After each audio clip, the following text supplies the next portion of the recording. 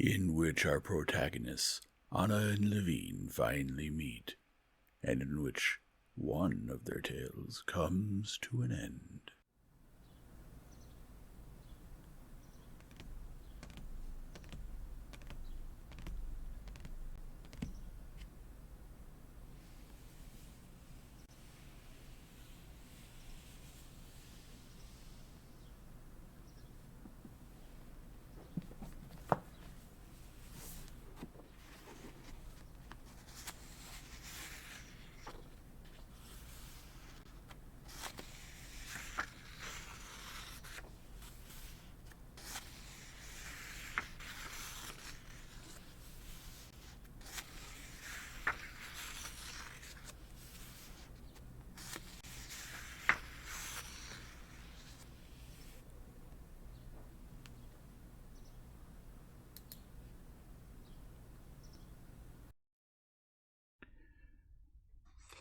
Chapter 10.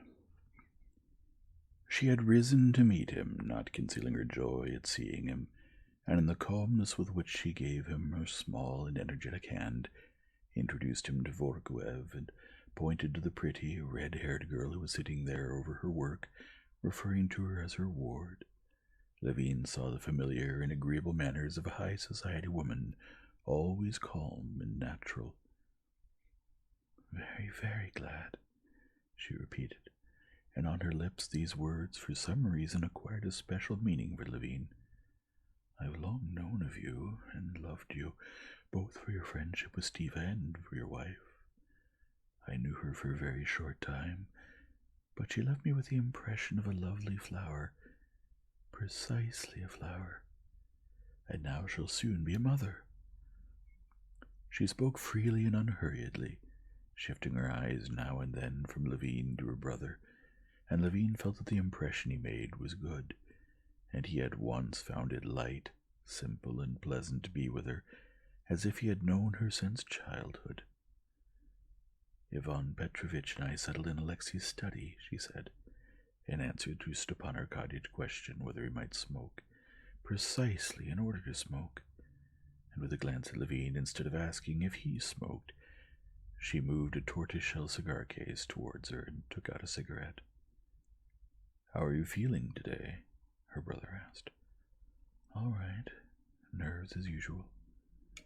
"Remarkably well done, isn't it?"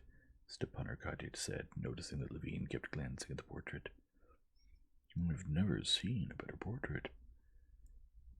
"And isn't it a remarkable likeness?" said Vorkuev. Levine glanced from the portrait to the original. A special glow lit up on his face the moment she felt his eyes on her. Levine blushed, and to hide his embarrassment, was about to ask if it was long since she had seen Darya Alexandrovna. But just then Anna spoke. "Ivan Petrovitch and I were just talking about Vashenkov's latest pictures. Have you seen them?" "Yes, I have," Levine replied. "But excuse me, I interrupted you. You were about to say—" Levine asked if it was long since she had seen Dolly. "She came yesterday. She's very angry with the school on account of Grisha. It seems the Latin teacher was unfair to him." "Yes, I've seen the paintings. I don't like them much." Levine went back to the conversation she had begun. Now Levine spoke not at all with that workaday attitude towards things with which he had spoken that morning. Each word of conversation with her acquired a special meaning. It was pleasant to talk to her, and still more pleasant to listen to her. Anna spoke not only naturally and intelligently, but intelligently and casually, without attaching any value to her own thoughts, yet giving great value to the thoughts of the one she was talking to. The conversation turned to the new trend in art, to the new Bible illustrations by a French artist. Vorkuev accused the artist of realism pushed to the point of coarseness. Levine said that the French employed conventions in art as no one else did, and therefore they saw particular merit in the return to realism. They saw poetry in the fact that they were no longer lying. Never had anything intelligent that Levine had said given him so much pleasure as this.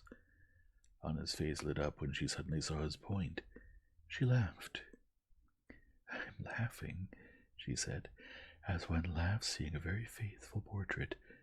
What you said perfectly characterizes French art now. Painting and even literature. Zola, Daudet. But perhaps it always happens that people first build their conceptions out of invented, conventionalized figures. But then, once all the combinations are finished, the invented figures become boring, and they begin to devise more natural and correct figures." "That's quite right," said Vorkwev. "So you were at the club?" she said to her brother. Yes. What a woman," thought Levine, forgetting himself and gazing fixedly at her beautiful, mobile face, which now suddenly changed completely.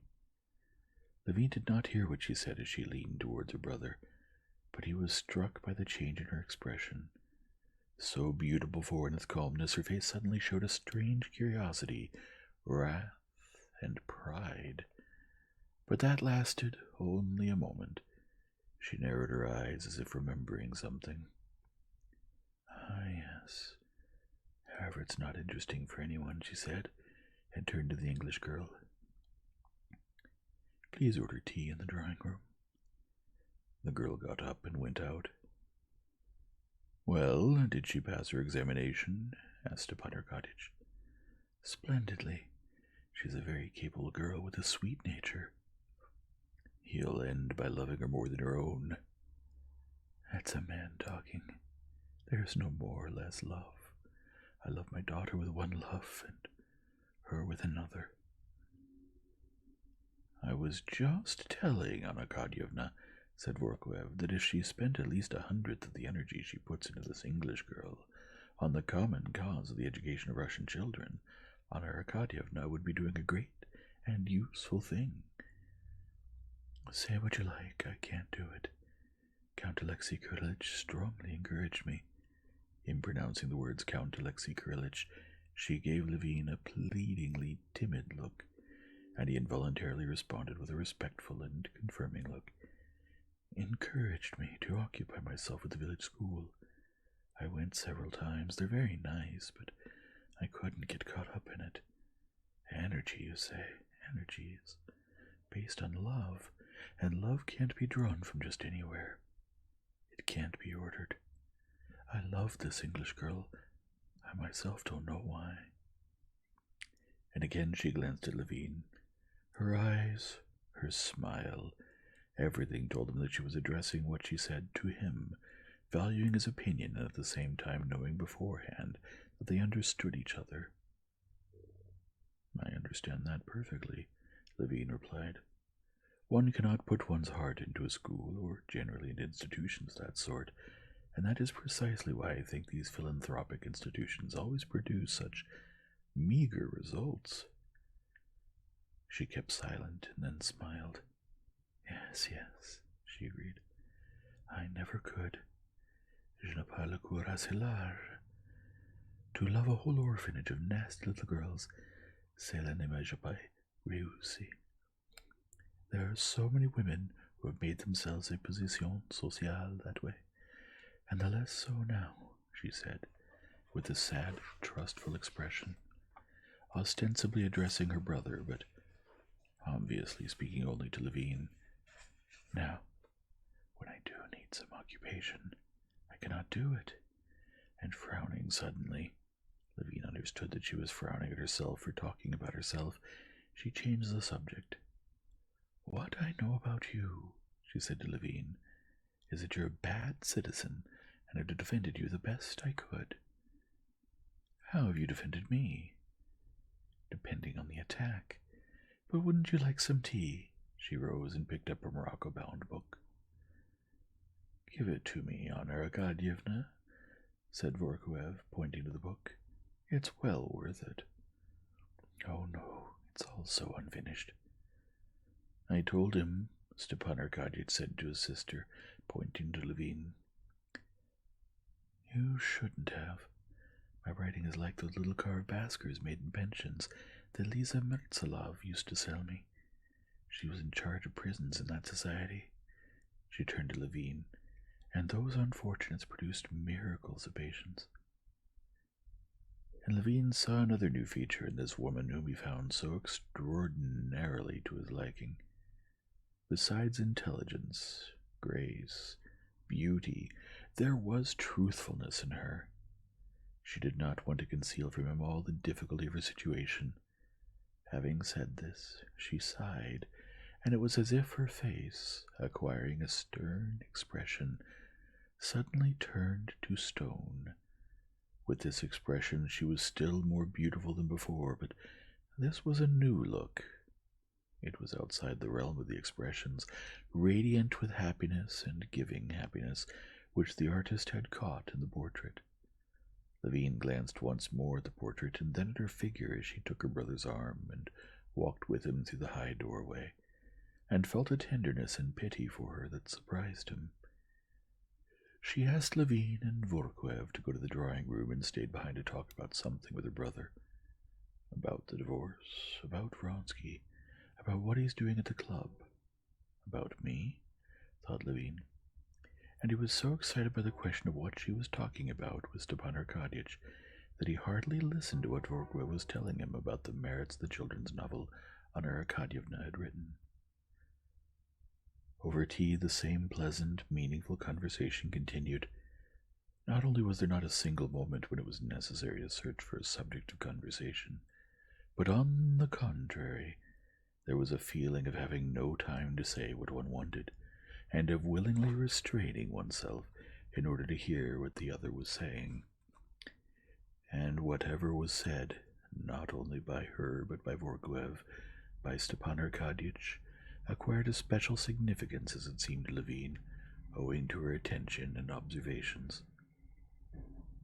As he followed the interesting conversation, Levine admired her all the while, her beauty, her intelligence, her education, and with that her simplicity and deep feeling. He listened, talked, and all the while thought about her inner life, trying to guess her feelings.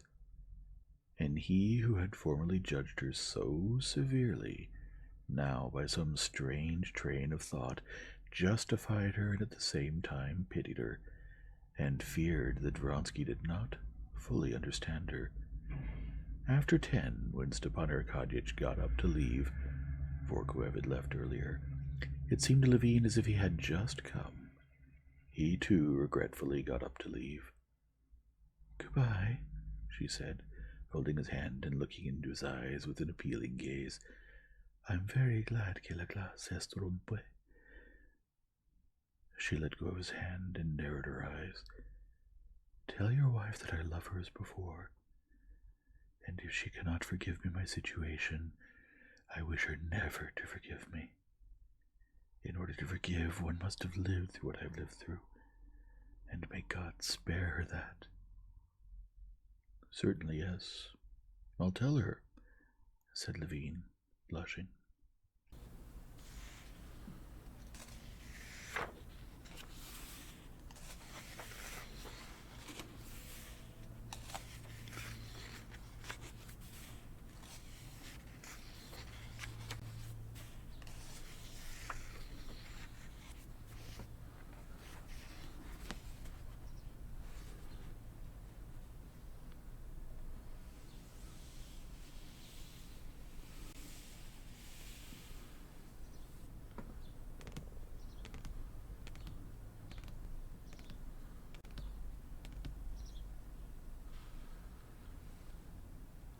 If you enjoy this format, please leave a like and subscribe and return tomorrow for the next chapter.